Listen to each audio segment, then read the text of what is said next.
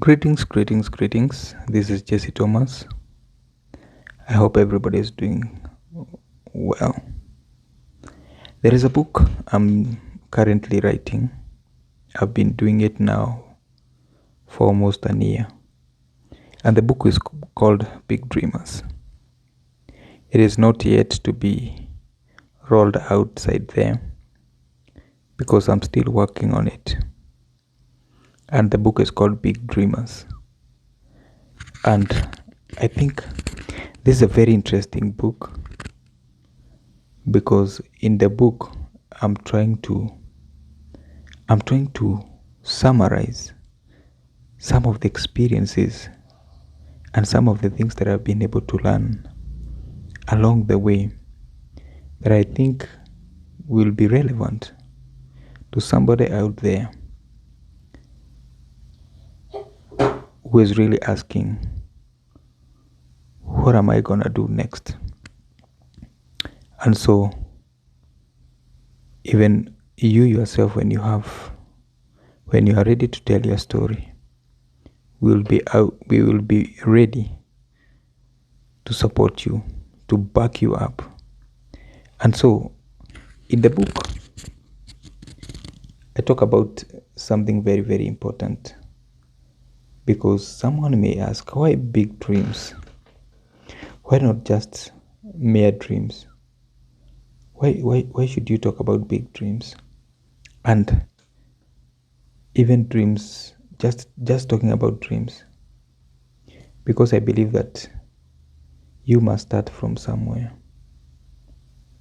The things that you see, whether it be skyscrapers, whether it be motor vehicles, whether it be YouTube, or any form of creation, not even to talk about the creation of God, that God had to start somewhere.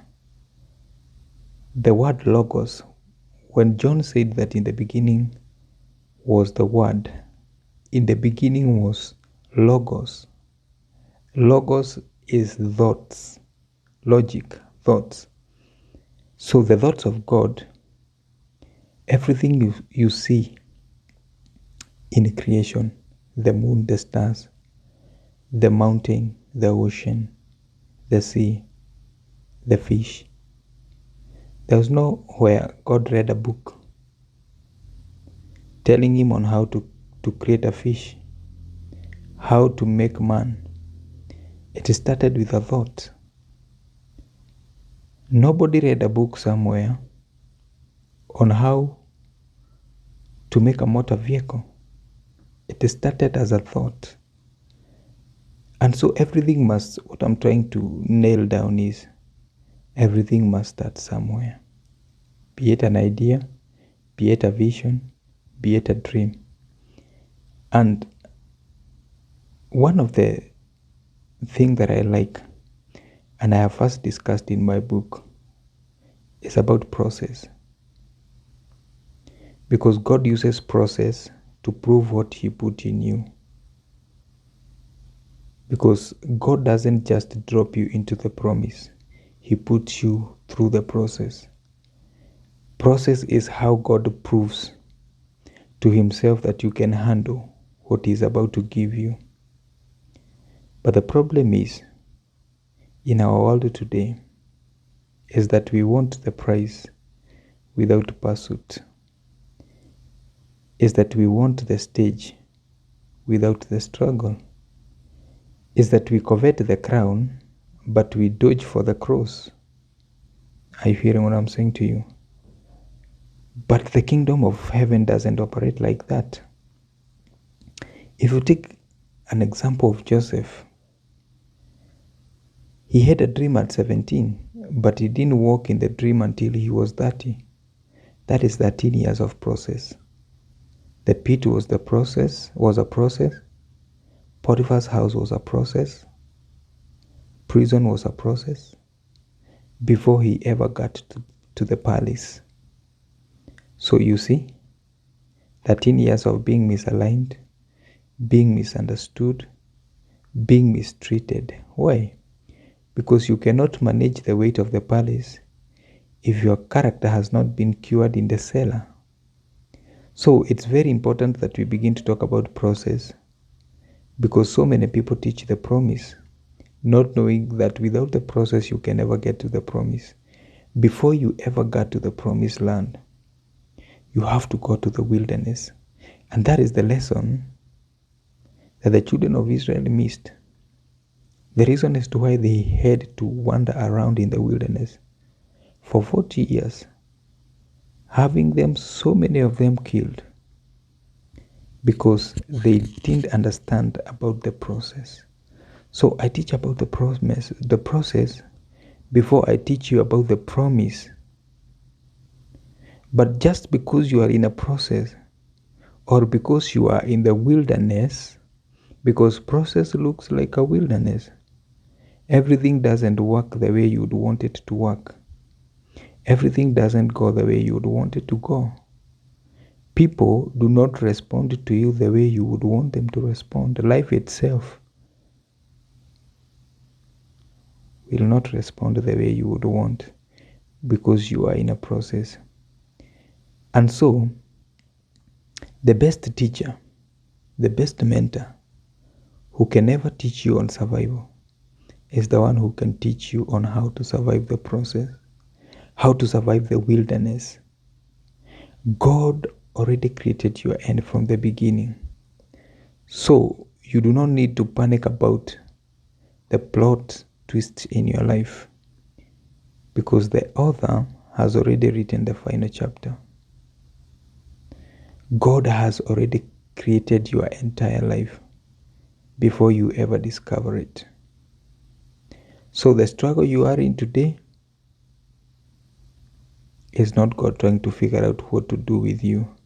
It is you catching up to what He has already completed. Are you hearing what I'm saying? Because He told Jeremiah, before I formed you in your mother's belly, I knew you. I ordained you.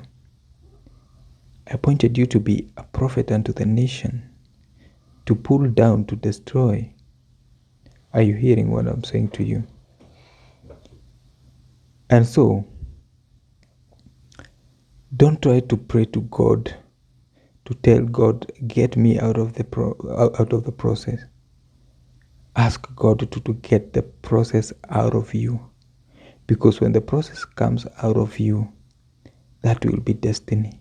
Because you will have gone through the process that is necessary to birth the thing that He has put inside of you. So when He squeezes you,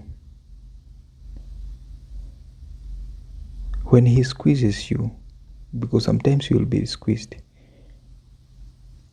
because God is not trying to break you, He is trying to make you.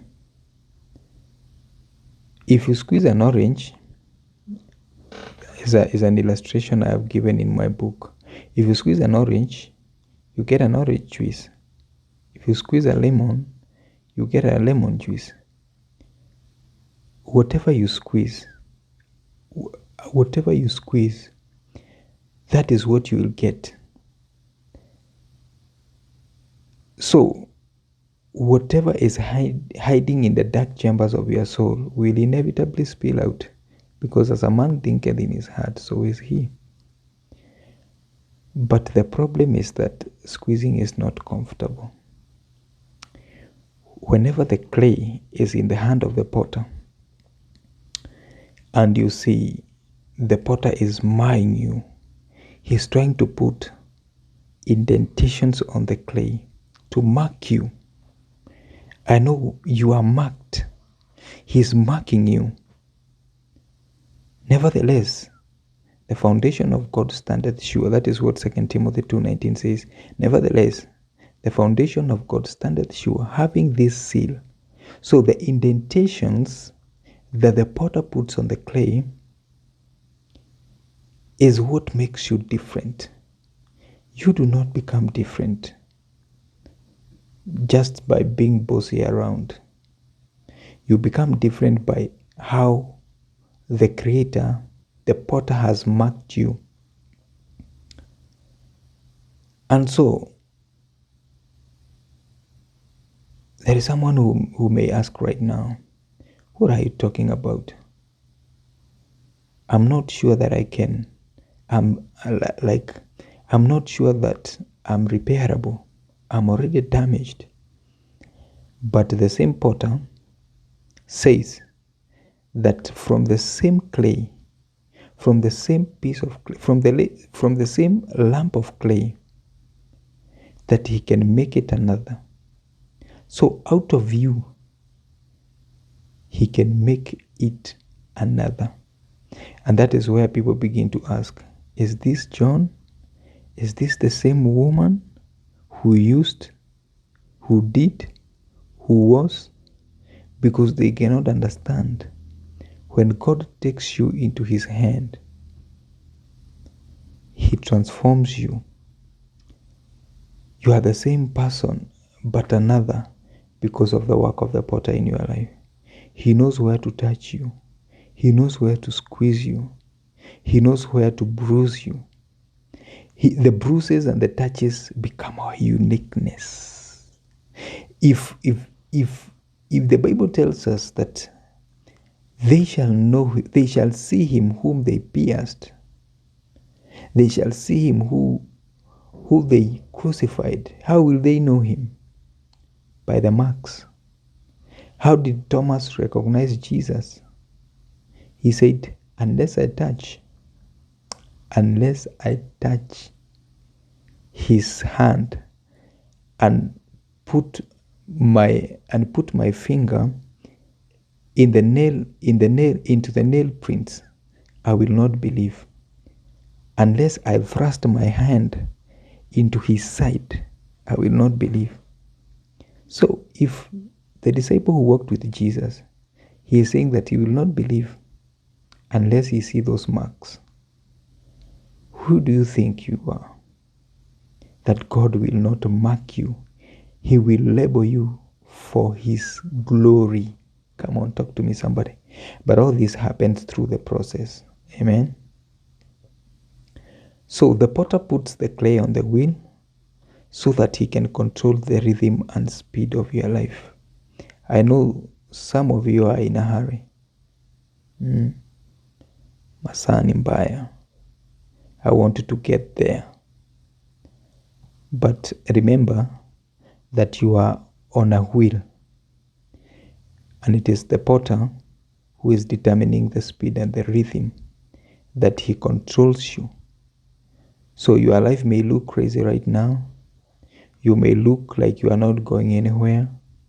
Even your friends and your enemies may be wondering, where is this person going? I don't see him going anywhere, because your life looks crazy. The potter. So no matter where you are in life right now, God is still working on you. And the moment you start to feel like, I am now there, from the same clay, he makes it another. Because sometimes, because of some of the accomplishments that we have right now, it's a human tendency to think that you are already there. Maybe because you had a dream of building a house, buying a car, going back to school, having a family, all that. And now that you have accomplished, you think, all right, I'm already there. And then God throws something else to you that is bigger than you, so that it challenges you, so that you don't sit at your comfort zone. And some of you right now, God is throwing something bigger than you. Do you know what is happening in the world right now? God is throwing something bigger than us. So that you know, I need God. I need him. It is in the process. Don't try to jump out of this wheel. Don't try to jump out of this vehicle, because you cannot survive by your own. You need the potter to control your rhythm. You need the potter to control your speed. I think it is very important for him to control, because sometimes I move very fast, because sometimes we are in a competition. Because you saw so and so do what, do that, do this, do that, and do that another. And then you are trying to keep up with the Joneses. You are trying to keep up with the clique. You are trying to keep up with the group. You are trying to keep up with the crowd. And there is always that danger of keeping up with the crowd. And now with me, as I begin this episode and try to unveil what I'm handling, so that before I release the book out, at least you will have a little bit of taste of what I have discussed in my book. God bless you.